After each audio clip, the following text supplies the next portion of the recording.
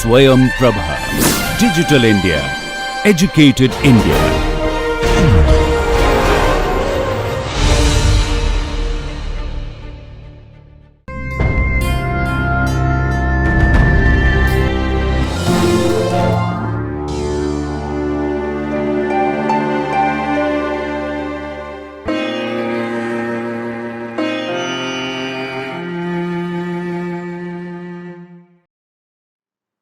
Welcome dear students.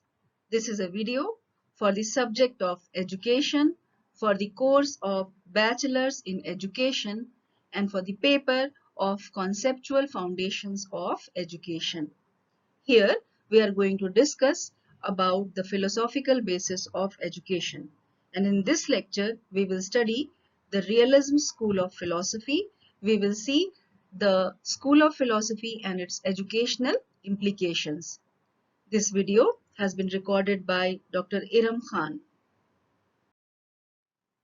The course coordinator and the presenter for this video is Dr. Iram Khan from Jamia Millia Islamia, New Delhi. The academic expert or the reviewer for this video is Professor Jasim Ahmed from Jamia Millia Islamia, New Delhi. This video is produced under the project DTH Swayam Prabha channels of MHRD, New Delhi.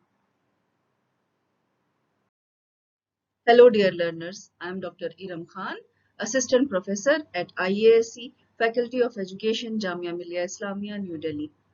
Today we are going to have a discussion on philosophical basis of education, and here in this lecture we will be discussing the Realism School of Philosophy, where we will see the study of the School of Philosophy and its educational implications. So let us start our discussion.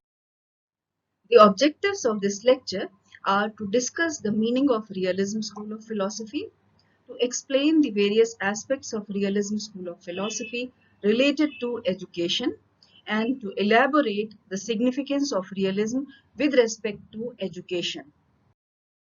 Let us start with the meaning of realism. Etymologically, realism means about a thing, or it is concerning with some objects, and in this way we can say that it is an angle of vision according to which things as we see and perceive are realities, and realities firmly hold that knowledge which is acquired through our sense organs or our senses only is true, and in this way what we perceive and see by our own senses basically is real in nature and the only true entity of the world. So this is basically the meaning which is given to Realism School of Philosophy. Whenever we talk about realism, there is a talk which is related to the other schools of philosophy, which are naturalism, which basically is another school of philosophy, or pragmatism, which is again another school of philosophy.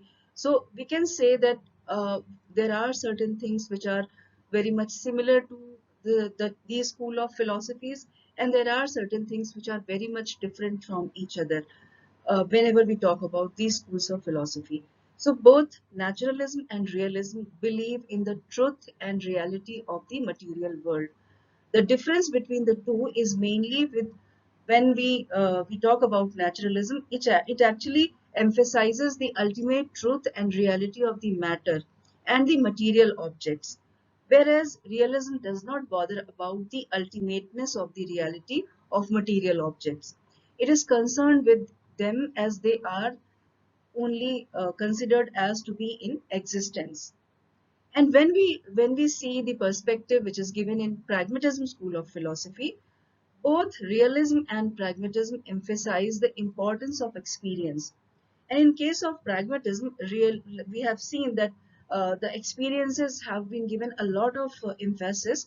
Realism also firmly holds the real knowledge, basically that the real knowledge cannot be gained without experience.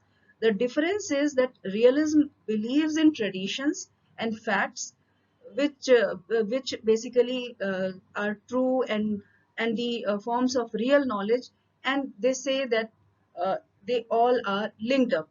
The knowledge and the truth, the realities are linked up. While in case of pragmatism, it is it is considered to be a dynamic process, and is basically saying that it is gaining knowledge or the true knowledge of the material world by activity and consequent experiences. So these are the kind of link ups and the differences between these philosophies. If we talk about the protagonists who actually believed in realism school of philosophy, there are few names which are very important to be taken. The first one is Erasmus, then Rebellious, Milton, Lord Montaigne, John Locke, then Bacon, then Comenius, then Bertrand Russell. So these are few of those people who were considered as the chief protagonist of realism school of philosophy. Let us see few of the definitions of realism, because whenever we talk about any of these schools of philosophy, certain definitions which are given by renowned people is always to be considered. So the first definition is which I'm going to mention is given by Swami Ram Tirath. He says that realism means a belief or theory which looks upon the world as it seems to us to be a mere phenomenon. So these are the words of Swami Ram Tirath. Then the next definition is given by J.S. Ross. He says the doctrine of realism asserts that there is a real world of things behind and corresponding to the objects of our perception. So these are the words of J.S. Ross. Then the next definition is given by C.V. Good. He says that realism is the doctrine that objective reality or the material universe exists independently of the conscious mind. Its nature and properties are being affected by being known. So these are the words of C.V. Good. And then the next definition is given by Butler. He says that realism is the reinforcement of our common acceptance of this world as it appears to us. So in these words, basically these philosophers express their feelings related to the realism school of philosophy. So let us discuss about the growth of realism, how it took its growth in our country and even outside the country. So realism is not a new philosophy. And some of our scholars are having the opinion that realism has been since the time of Aristotle. And in the realm of Indian philosophy, the school of realism is quite evident. In the Vedas, if you go ahead and see the Vedas, there are clear descriptions of actual natural phenomenon and natural objects. So we can say that Vedas are also talking about the realistic school of philosophy. And not only this, basically Buddhism and Jainism both advocate realism of the material world and think this world perceived by senses as the ultimate reality. And even we can see that the advent of realism and the development of realism was happening even in the 17th century, where realism developed as a doctrine of philosophy, and there were a lot of things which were seen in the school of philosophy. Why it became a doctrine of philosophy in the 17th century? There were two reasons behind it. The first one was that the protest against the philosophy of idealism, and the second reason was the development of science. So up to the end of 16th century, people actually had lost faith in all the ancient and medieval ideas or ideals of life. So the main cause of this general disbelief was that through the idealistic education, basically the idealistic education could develop moral and spiritual qualities, but it failed to inculcate the capacity in children which enables them to face the problems of life and basically to solve these problems. And through the solving of these problems, they can inculcate the happiness and the benefits of life. So it basically failed. Idealism basically failed. So we can say that idealistic education did not develop dynamism and desirable patterns of behavior, which was essential for day-to-day living. So during those very times in Europe, monocasticism and then scholasticism, Renaissance, Reformation, and humanism, etc., were born as powerful movements. So these movements transformed totally the attitudes and viewpoints of people. And instead of developing themselves to their welfare in the other world, as idealism very much emphasized, they began to face real day-to-day problems of life squarely and actually solving them for their own good and welfare of the society. So it happened from that time only, and during those very days, the science, basically the science was also advancing by leaps and bounds. So the development of science actually played a very important role in the growth of realism. So new researches and new techniques of production affected every field of life, and it created urges to improve and to forge ahead. Basically, this was the advent of the this proper school of philosophy. Copernicus, John Kepler, then Galileo, all these people, and there were many others who basically found out new truths about the revolution of the celestial bodies and the revolution of Earth. So the basically they were doing a lot of discoveries. Blood circulation and various physiological systems came to be established with the result, and the old blind beliefs and traditions began to break under the stress of scientific researches and wonderful inventions. So this impact of science on materialism gave rise to realism, which further gave rise to new realistic outlook on life, material phenomenon and material things. So from there actually began the modern age, where people were much ahead of, and they were talking about the realities, the perceptions which are actually those perceptions which were perceived by the use of sense organs, and those things were actually accepted, which were sensed by human beings. So this was somehow the growth of realism. We have to talk about few of the fundamental principles of realism. So let us see that what are the fundamental principles of realism. The first principle here, which I would like to mention, is the phenomenal world is true. So the belief says that the phenomenal world is true. Realists believe in the truth and reality of the matter. For them, there is no world beyond this world. And in this way, unlike idealists who believe in another world, the realists have no faith in another world. And basically, they only believe in this life and this world. So, in the words of J.S. Ross, realism simply affirms the existence of an external world and is therefore the antithesis of subjective idealism. This is the first fundamental principle. The second fundamental principle of realism, it says that senses are the doors of knowledge. Realism believes that senses are basically the gateways or the doors of knowledge. The impressions and sensations which result from our contacts with the external world through our senses or the sense organs result in knowledge, which is true and real.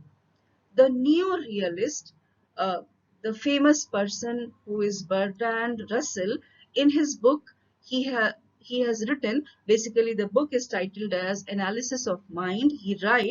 Bertrand Russell writes, I contend that ultimate constitution of matter are not atoms, but sensation. I believe that the stuff of our mental life consists wholly of sensations and images. So you can see that his words are reflecting that how important he actually considers the role of sensation. Whenever we talk about sensation, In the case of this school of philosophy, the realism school of philosophy, sensations or senses are given a lot of importance. Then the next fundamental principle is the theory of organism. According to realists, conscious and unconscious things form an organism.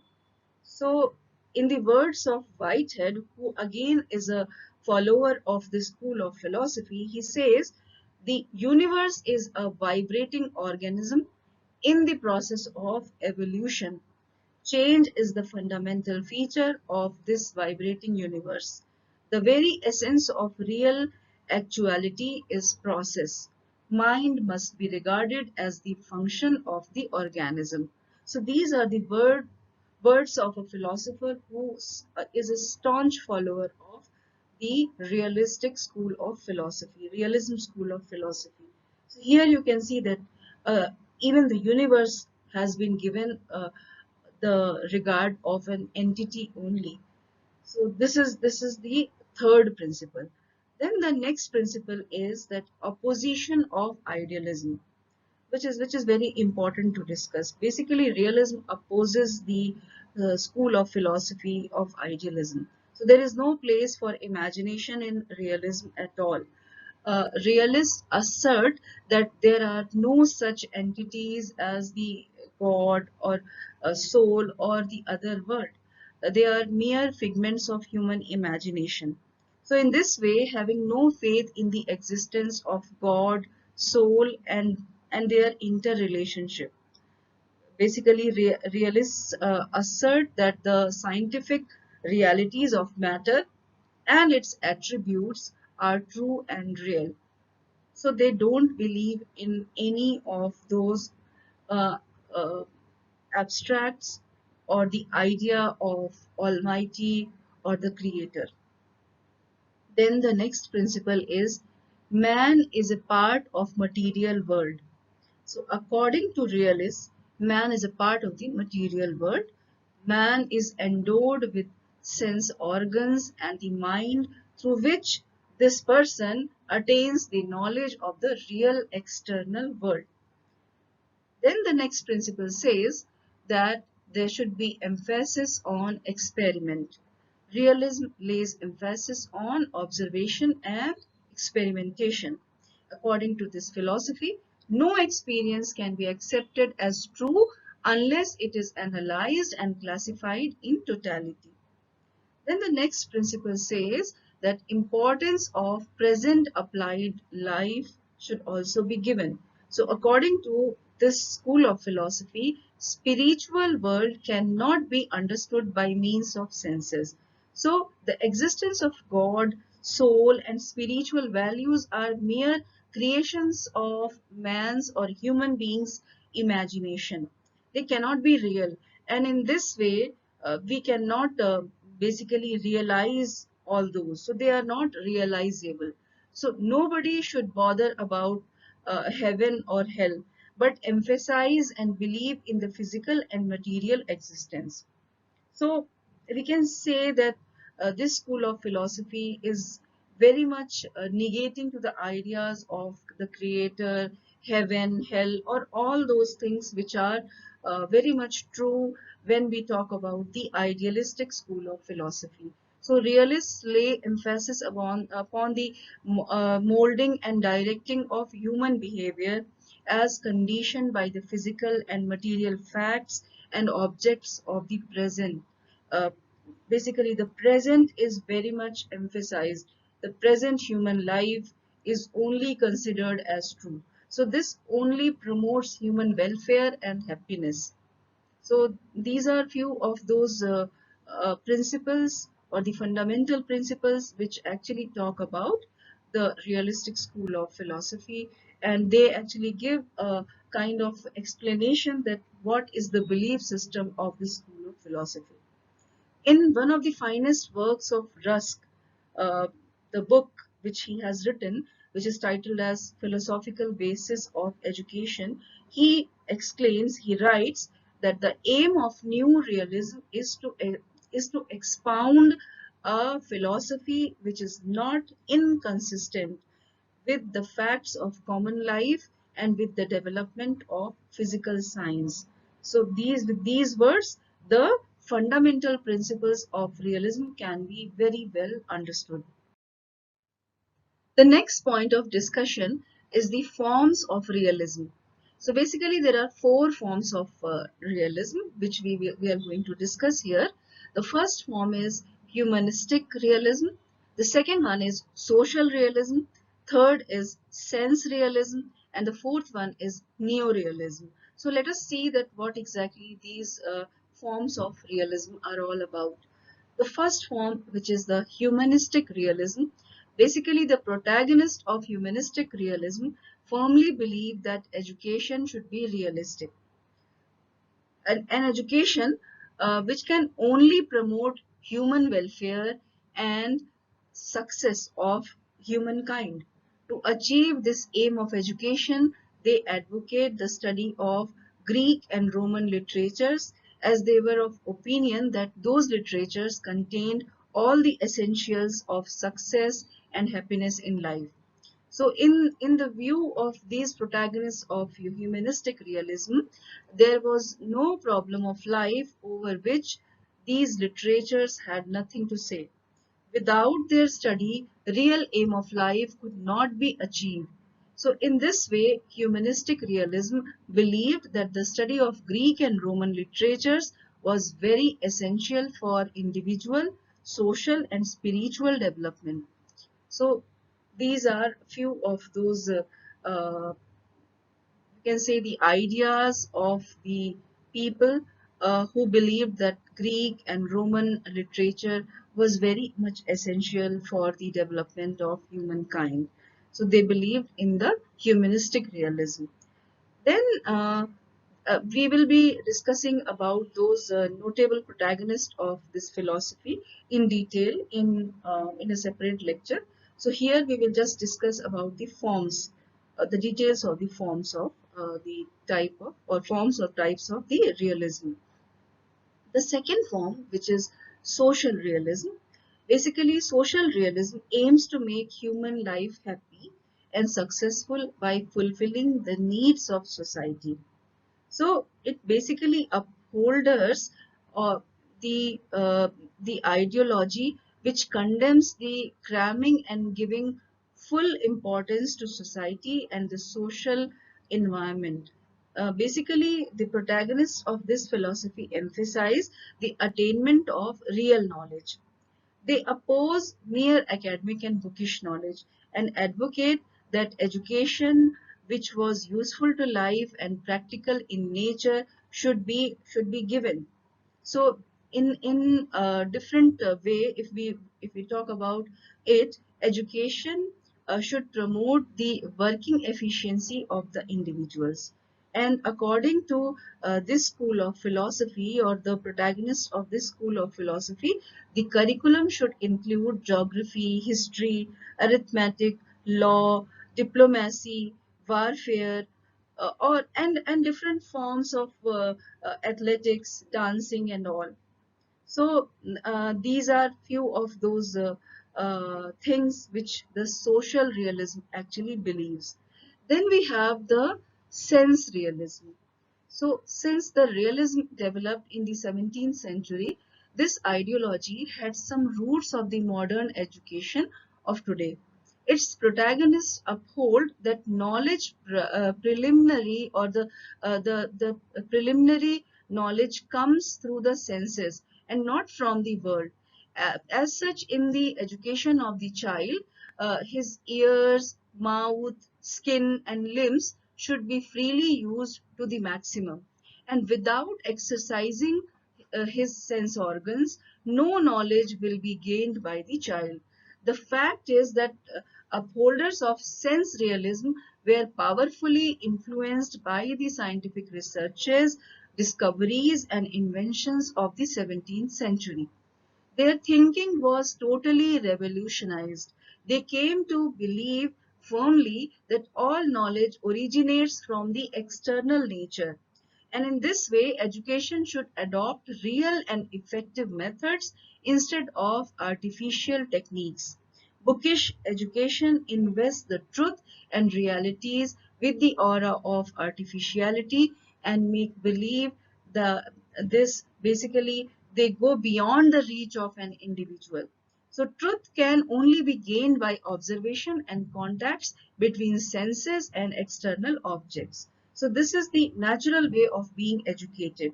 This education should provide more and more opportunities to the child to observe and study natural phenomena and come in contact with external natural objects through his or her senses. So these were few of those thought processes which the sense realism actually believes in. Through the efforts and criticism by the sense realities or realists of the prevalent educational system, new changes and revolutionary transformations affected the system of education. And some of them actually believe that mother tongue as the medium of instruction should be followed, more importance to observation of nature and study of science subject in place of languages, literature, and humanities should be given. More emphasis on useful and practical education should be given. Then help from psychological findings and researches should be provided. Deductive method more important than inductive methods. So these are few of those things which are related to the sense realism. The last one, the last form of realism is neo-realism. This ideology has more importance in the field of philosophy and science than in education.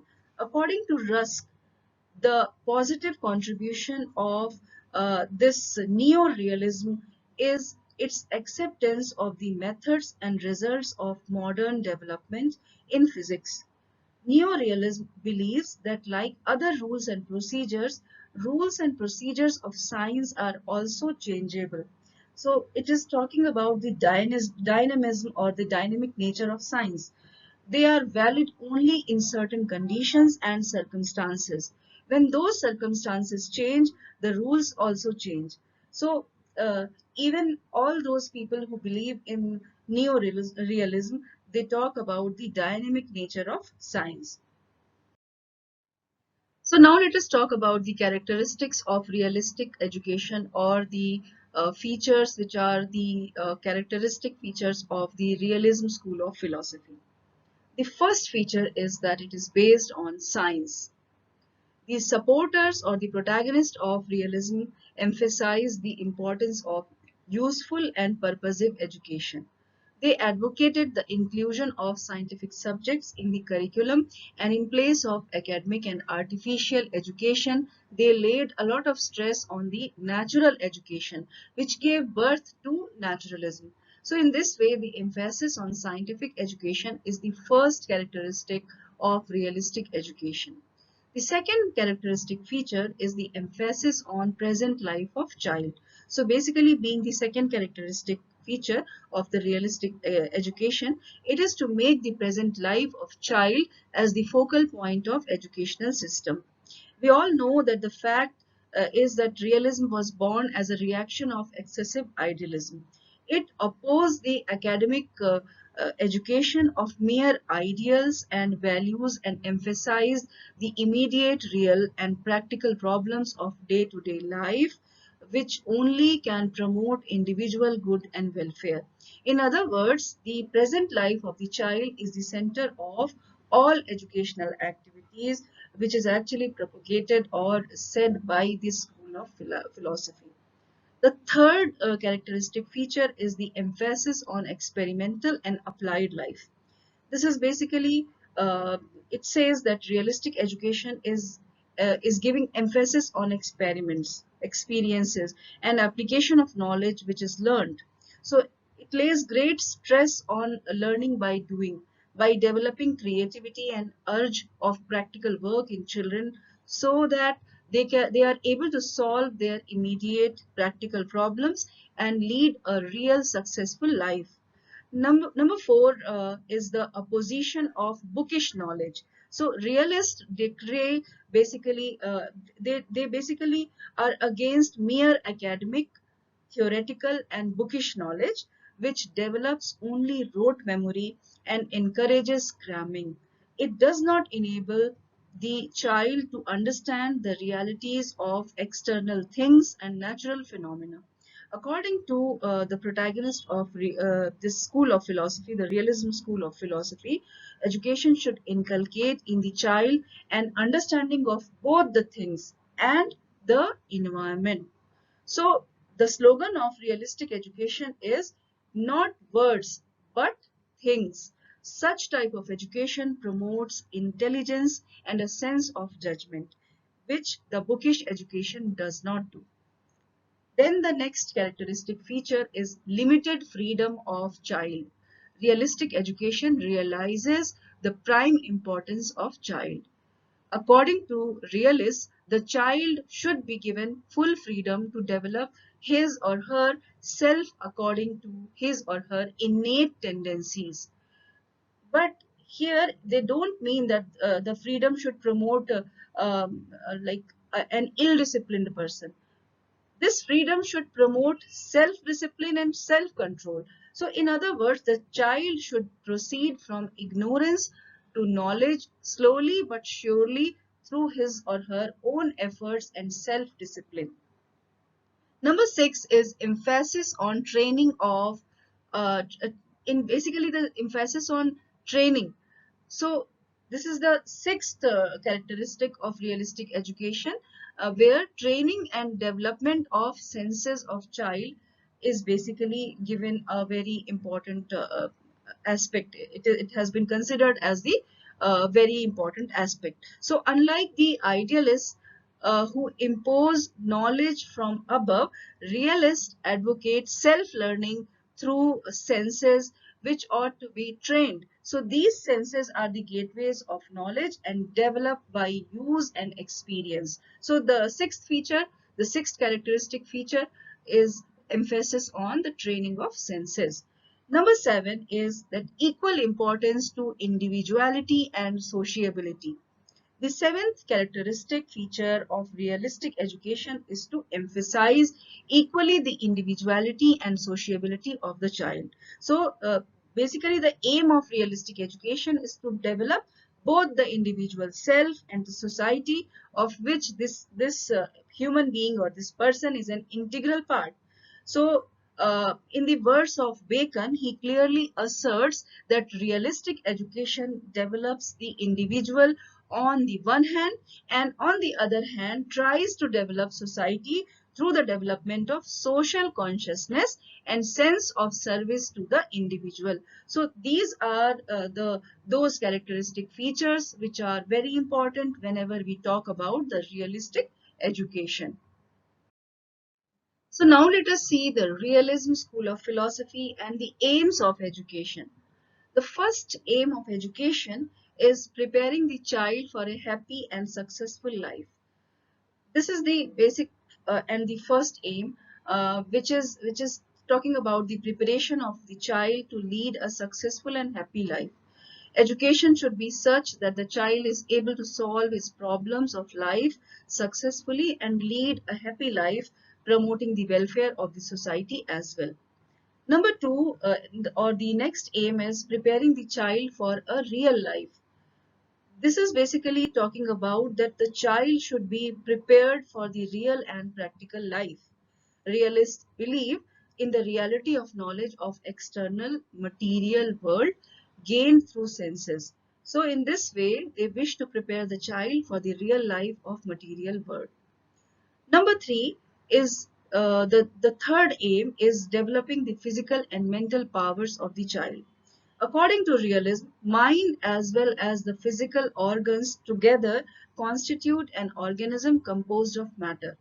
So in this way, according to this ideology, the third aim of education is to develop the physical and mental powers of the child so that with the help of his developed intelligence, discrimination and judgment, this child becomes able to solve all the problems of life successfully. Number four aim of realistic school of philosophy is developing and training of senses. Realists believe that unless the senses of the child are developed fully, basically he or she will not be able to have full knowledge about the external world. So in this way, the fourth aim of realistic education is to develop and train the senses of the child through varied experiences. Number five, aim of this school of philosophy says that acquainting the child with nature and social environment should be done. So according to realism, a child is related both to the external nature and the social environment. So in this way, the fifth aim of education is to provide the child the full knowledge of both the society and the external nature so that he or she is able to strike a balance between the two. Then the next aim says that imparting vocational education should also be there.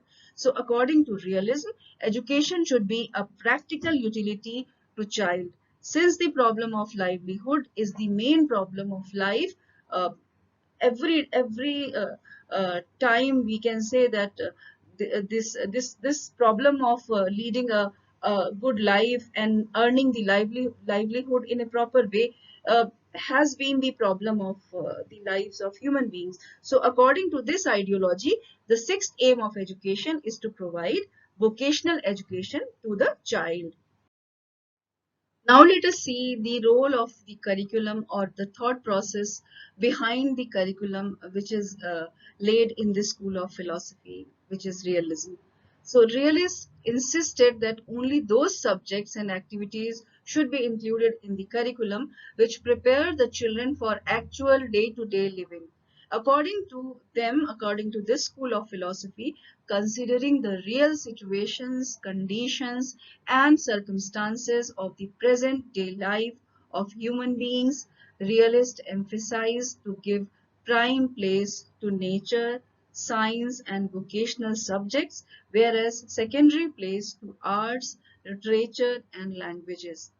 It is to be noted that realists have recommended only 30 subjects for the curriculum. They have also advocated free choosing by the children from among these subjects. So the choice is very much, they have given a lot of choice to the children. So at the same time, they have made clear that teaching of mother tongue is the foundation of all development, and vocational subjects which are essential for livelihood are actually very much important whenever we talk about the curriculum. So the essential subjects in the curriculum should be language and vocational subjects. Then we have to see that what is the role of school or what is the position of school which is given in this school of philosophy. Realists have given their views about school, different views about the school. Some realists do not feel any need of school at all. They prescribe wide traveling and tours and excursions and teaching by private tutors as the best means of education. Homeschooling is also considered as the good means of education.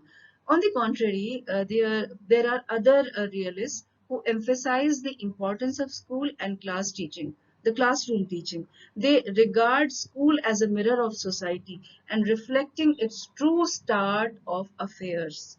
So we can say that the school should not only include in its work all the activities going on in the society, but it should also be well furnished and equipped with all the necessary aids and devices for effective observation and experimentations by children. So, according to this school of philosophy, the school is basically an agency which meets the needs of the child and the demands of society as well. So, we can say that uh, in few of the words, we can just emphasize that it is the school only which provides for the fullest development of the child according to his or her nature and needs. Not only this, school is the only agency to provide vocational education to prepare the child for some livelihood. So, in the words of Comenius, Comenius has actually exclaimed that schools are true foregoing places of men. So, you can see that few of them have given, few of the realists have given no emphasis to school, but on the other hand, few of the realists or the philosophers belonging to this school of philosophy have given a lot of emphasis to school, and they have considered school as a place or as an agency or a means from where the child is going to acquire a lot of knowledge and skill, and also the vocational skills which can be providing him or her the source of livelihood in future.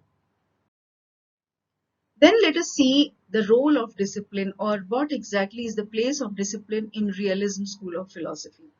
Realists emphasize moral and religious education of the child. Basically, for this type of education, discipline is essential and a prerequisite condition. But what type of discipline? Basically, this is a question which is there, that what exactly should be the form of discipline. So the upholders of this ideology, basically, they don't believe in repressionistic discipline. They advocate self-discipline of effect, smooth adjustment of the child with external environment. The teacher only inspiring and encouraging sympathetically. And according to Comenius, the school should be like the lap of mother, full of affection, love, and sympathy. In in other way, we can say that realists advocate a synthetic form of impressionistic and emancipatory form of discipline. So basically, this is the emphasis which is given to discipline in this school of philosophy. So now let us see the realism and the methods of teaching. What exactly are those methods which are recommended as good for teaching? So traditional system of education gave to the child only bookish knowledge, which was purely academic and basically not actually giving any practical sense of knowledge to the child. So it failed to prepare the child for real life. Realistic change, basically the realistic people or the realists changed that system of teaching to gaining knowledge through senses according to the child's nature and capacity, by way of observation and experience, emphasizing that objects are real. The realists basically insisted to impart knowledge of objects and external phenomena through senses. In their opinion, objects should be first shown and allowed to be handled if need be arise, and then only they be interpreted and explained to the child. This encouraged the use of audiovisual aids in education. Uh, so you can see that a lot of modern things are encouraged in this school of philosophy.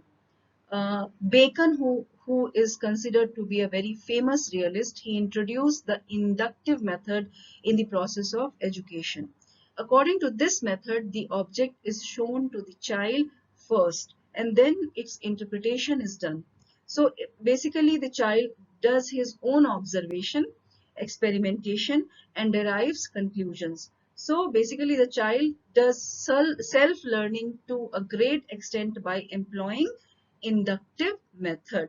So here the method which is a kind of outcome of realism school of philosophy, the first method is the inductive method. Milton advocated learning by traveling. John Locke also spoke about tours, observations, and learning by experience as powerful means of education. And there are few other realists who also actually believed in the maxims or of teaching, which actually discouraged the rote memorization and prescribed the learning by observation and experience. So it can be noted that realists regard all knowledge as one unit, and they advocate the principle of correlation between various subjects of studies. So now let us see the role of teacher, or the importance of teacher, which is given in this school of philosophy. The role of teacher according to realists is neither as high and important as the idealist advocate, and nor it is so negligible as the naturalist school of philosophy is giving. So we can say that it's fairly important role which is given to the teacher in this school of philosophy. The teacher, according to the realist, is expected to have full knowledge of the content and the needs of children. So basically, not only this basically he or she must also be capable to present before children the content in a clear and intelligible way by employing psychological and scientific methods. It is the duty of teacher to tell children about scientific discoveries, researches, and inventions by others in various fields of knowledge. So the teacher himself or herself should also be engaged in some research work or experimentation. So at the same time, this teacher must inspire children to undertake wide and close observation and experimentation themselves so that they are able to find out new facts. And not only this, the teacher must understand well the amount of knowledge to be provided to each child at a specific time. So basically, the realist insist upon the training of teachers before they engage themselves in the teaching work in an effective way. So basically, the teacher education, you can say, uh, is believing on the realistic school of philosophy. Whenever we talk about the education of teachers or training of teachers, we are actually going with the idea of realism. So now let us see few of those merits which are very much important whenever we talk about this school of philosophy. Basically, realistic education did not have much impact on the traditional education, but still there are a lot of things which are good and can be considered as the merits. So basically, the realistic education permeated the social thinking and beliefs of educationists, and then came few of those merits which are actually worthwhile whenever we talk about the realistic education. The first one is that realism emphasizes that education should be practical and utilitarian. So we can say that impractical and useless education has come to be regarded as waste to time, energy, and resources. So this is the first merit where the realism school of philosophy is emphasizing on the practical or utilitarian education. Number two is that realism prescribed realistic and useful aim of education. Such aims are directly related to the needs of the individuals and demands of society. Number three, the third merit is that realistic education, scientific subjects have found an important place in the curriculum just because of the realistic education. So people of this age have begun to believe that without science, no country can develop and progress. So giving a lot of emphasis on science and scientific subjects is considered as the merit of realistic school of philosophy. Number four is that realistic education has brought about revolutionary changes in the methods of teaching. In modern education, the inductive method has replaced the traditional deductive method. And in addition, the heuristic, experimental, and correlational devices have come in the field and accepted by all to be really effective methods. Number five is that in place of repressionistic discipline, a synthetic form of impressionistic and emancipatory discipline is being accepted by the educationists today, and this is just because of the efforts of realistic school of philosophy. Number six is that realistic education emphasized objectivity. The result is that more and more objective methods of teaching and evaluation are gaining ground today. Number seven is that realistic ideology has gained or has basically it has got a sea change in the organizational pattern of schools uh, as well. So we can say that they are becoming centers, these schools are becoming centers of joyful activities, practical engagements, and interesting experiments. And all children show eagerness to such schools now. So basically, this has become the school. The school has become a kind of place which is related to the practical experiences and joyful activities, and these are the efforts of realistic school of philosophy. Once we have talked about the merits, let us see few of the demerits. which we have to consider whenever we are talking about the school of philosophy. Basically, the first one is that realism lays a great stress upon physical world, but it fails to answer few of the questions like that: is there any power behind this physical world? Is this physical world absolute and supreme? And what are the limits of the physical world? So, if the supremacy of the physical world is accepted, then is there any final and ultimate power? So such questions are basically there, and uh, realistic school of philosophy or realism school of philosophy was or is not able to answer these questions. Number two demerit is that realism regards senses as the gateways of knowledge. As such, we get knowledge only after contacts with objects. But how does illusion occur? And how do we get faulty knowledge? So these are again the questions which realism is not able to answer.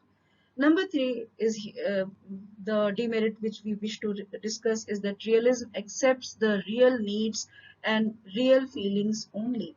It does not believe in imagination, intense emotion, and sentiments. These also are the realists and genuine needs of the individuals. Basically, uh, these are those needs and those realities which every individual is undergoing. So realism basically does not accept these feelings. Number four is that realism emphasizes facts and values them highly. Basically, in this way, indiscipline, injustice, and corruption, uh, real and true, are should be accepted as they are. Basically, they don't.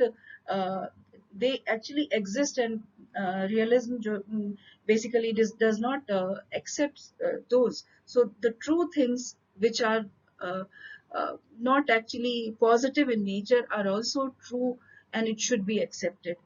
Number five, that realism emphasizes scientific subjects to the neglect of arts and literature. This is creating imbalance in the total curriculum. So this is important, very important kind of demerit, which we can say that realism has. Then realism emphasizes exclusively on facts and realities of life. It does not give any importance to ideals and values. It basically is in denial of ideals and values, often creates helplessness and pessimism, which retard growth and development of the individual.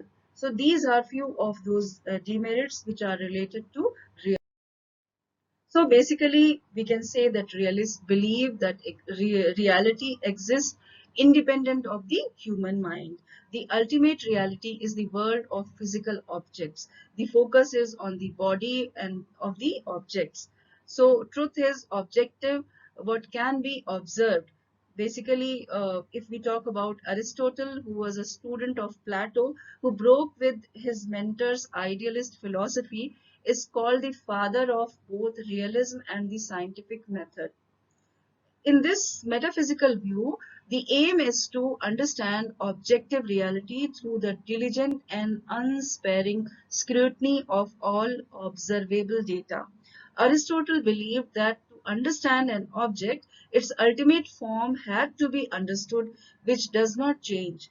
So Aristotle also was the first to teach logic as a formal discipline in order to be able to reason about physical events and aspects. So the exercise of rational thoughts is viewed as the ultimate purpose for humankind. The realist curriculum, the curriculum which is influenced by this realism school of philosophy, it emphasizes the subject matter of the physical world, particularly science and mathematics. The teacher organizes the presence, the content systematically. Basically, the presentation of the content is to be done by the teacher with a discipline demonstrating use of criteria in making decisions. Teaching methods focus on mastery of facts and basic skills through demonstration and recitation. So students must also demonstrate the ability to think critically and scientifically using observation and experimentation. Curriculum should be scientifically approached, standardized, and distinct discipline based. So character is developed through training in the rules of conduct. So these are few of the facts which are related to real. So with these facts and figures, now we have come to the end of this lecture, and let us just have a recapitulation of what exactly we have studied. We have seen the meaning of realism, which is an angle of vision about worldly things which considers them as real. And we have seen that there are few of those people who are very much important, or they are considered as the protagonists of realism, uh, like Erasmus, Rebellius, Milton, Montaigne, John Locke, and many more people. And there will be further more discussions regarding the thought process of these guys. Then we have seen the growth of realism, how through old but developed, basically this process of realism, the growth of realism has taken place. Basically, it's an old philosophy, but it was prominently grown in the 17th century. We have seen the forms of realism, which are humanistic, social, sense, and neo-realism. Then we have seen the principles of realism. We have also seen the different characteristic features of realistic education, the aims of education which are propounded by the realistic school of philosophy.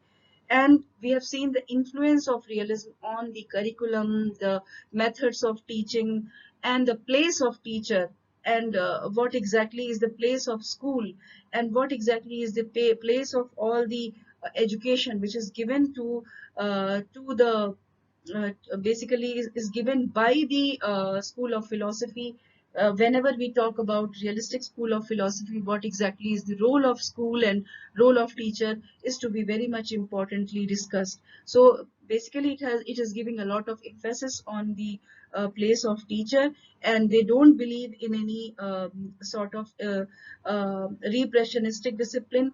A synthetic form of impressionistic and emancipatory discipline is encouraged, and schools are considered as the mirror reflecting the whole form of society. So these are the few of those facts and figures which are related to the realism school of philosophy. These are the references and suggested further readings or the links which were considered while developing this lecture. And although this school of philosophy is very much contemporary in nature, we can see that a few of our policies, our schemes are also influenced by some or the other thought processes which are there in the realistic school of philosophy. So we have to go ahead and learn it very properly. We have to see that what are the merits and demerits, and what are those things which can be taken from this school of philosophy. So with all these words, let us conclude this discussion, and I will see you in another lecture some other time. Till then, thanks from my side. Thank you so much. Dear students, you are watching a video on philosophical basis of education, and in this lecture we discussed about the study of the school of philosophy and its educational implications, and here the school of philosophy which was discussed was realism. This video lecture was recorded by faculty at home during the national lockdown period for COVID-19 pandemic using minimal technical resources. Technical errors, if any, are unintentional and may please be ignored. For any queries with regard to this lecture or broadcast, kindly send your email to techsupport@dth.ac.in. Thank you so much.